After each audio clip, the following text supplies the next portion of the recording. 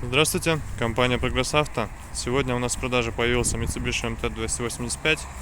Он только из Японии, мы его помыли. Достаточно большой мощный трактор в комплекте с фрезой. По состоянию сам трактор хорош, резина уже чуть похоженная передняя, но пару сезонов еще отработает. Задняя резина в хорошем состоянии. Сразу же идут насадки для грунтозацепов, также болотоходов называемых. Фреза достаточно большая, Mitsubishi заводская, 1,8 метра. Что интересно, это наличие и плавающего режима, и регулировки горизонта, и быстросъемное крепление на задней навесной системе. То есть все это можно быстренько менять, ничего не откручивая. Пойдем с другой стороны. По заднему колесу также все хорошо по состоянию резины. Передняя 1-2 сезона и нужно будет менять.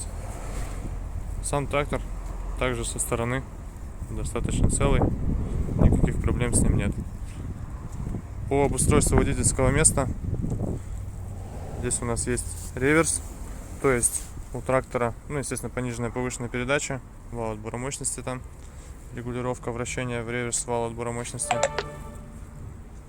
Поэтому у нас получается, что у трактора пониженная и повышенная 4 передачи плюс реверс. Здесь у нас регулировка положения фрезы, регулировка плавающего режима и горизонта. По правой стороне у нас ручной газ. Давайте трактор запустим и посмотрим, как он будет работать. Трактор не прогретый. Выжимаем сцепление. Ждем свечи накала. Все готово. Видим, сизого дыма, выхлопа и так далее, ничего нет. Сейчас. Работает тихо, достаточно ровно. Гидроусилитель руля у трактора есть, то есть крутится без проблем руль, абсолютно все прекрасно работает, никаких дополнительных звуков не издает. Давайте чуть дадим ему оборотов, чтобы было видно выхлоп.